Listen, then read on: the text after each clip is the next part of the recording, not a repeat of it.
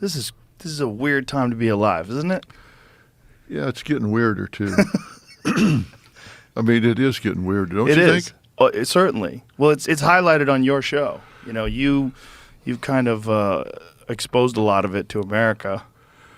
Yeah, every year in the summer we kind of work to reinvent ourselves about how we can tell our stories better and all that sort of thing, and we really focus on what our viewers are asking about. And I have to tell you, this year the questions really changed. Yeah? Because, we still deal with human functioning, marriage and family and all that. But in addition to that, the questions we got over the summer this year started really changing. Like, are we going to make it? Are we going to survive? What, are we safe? Are our kids safe? Are they safe in school? What are they being taught in school? Should we be going down there and seeing what they're teaching them?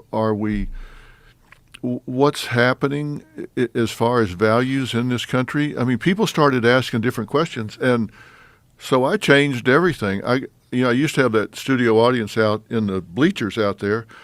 I moved everybody on stage, and we're just having a focus group every day. I got like 110 people up there in a focus group, and letting them talk and ask questions because they're really concerned. And I just said, I can't take it anymore. I'm going to start talking about the social issues along with everything else, because if you even took psychology in high school, or you took Psych 101, one of the first fundamental principles you learned was you don't reward bad behavior, right? Right. You don't reward bad behavior. I mean, the world is a meritocracy.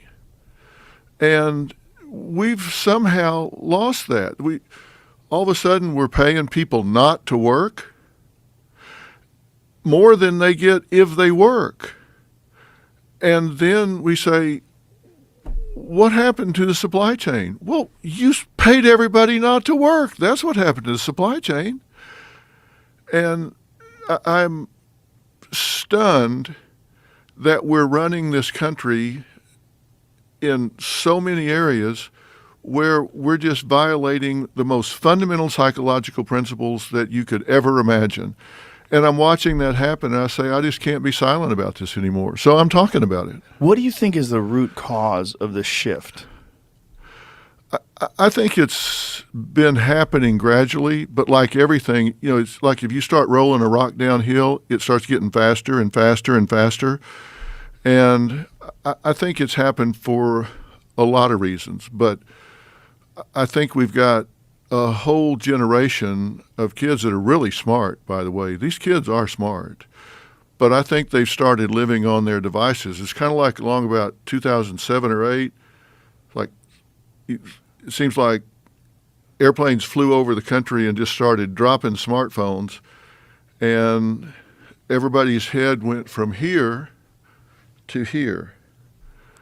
I mean, think about it. When you look, you go anywhere, go to the mall, go just anywhere there's a group, and what do you see in their hands? You see a device. We didn't grow up with devices.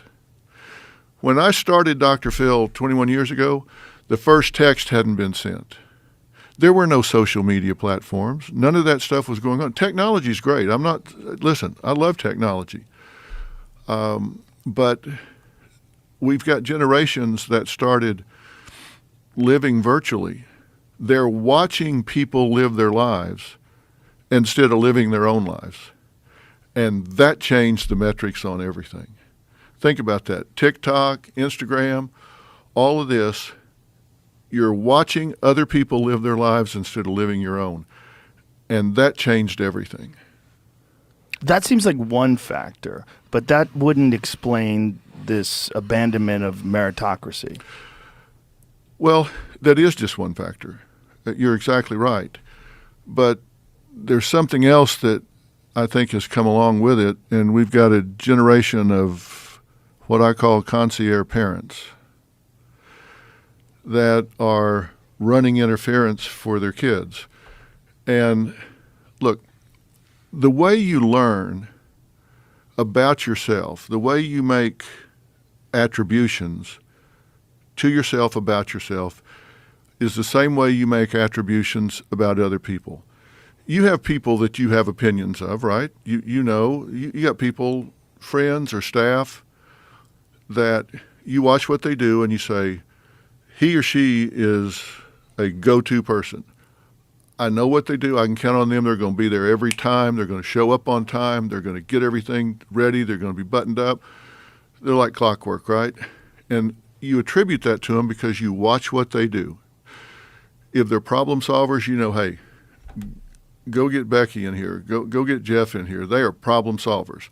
You know that because you've watched them do it, and you make that attribution to them. That's the same way we learn about ourselves. You watch ourselves master certain tasks, overcome certain things. And if we're cheated out of that experience, we don't learn that about ourselves. And if you've got parents that are out there smoothing out all the bumps for you, then you don't learn that you can smooth out your own bumps. You don't learn that you can overcome obstacles. You don't learn that you can master your environment. And so as a result, you don't have the self-esteem. You don't have the self-worth. You don't make the attributions that, hey, I can do this shit. And when you don't believe you can do this shit, then you start saying, well, I don't want a meritocracy. I want everybody to just kind of go along the same. And so we started seeing in the universities, you start seeing kids that are complaining that something the professor said hurt their feelings. It upset them. So they start going to the dean. They start going to the department head and saying, that professor said things that upset me. And we've had more professors disciplined, suspended, or dismissed in the last 10 or 15 years than we've had since McCarthyism.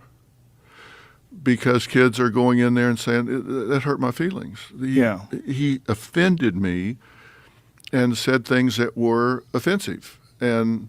And so they complain about it, and they get listened to, and so the professors, and you know, some of them are assholes, I'm sure. Some of them are offensive by any standard, but it's out of control.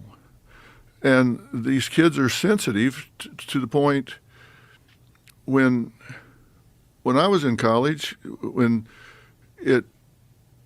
campuses were where you went to hear the other side, right?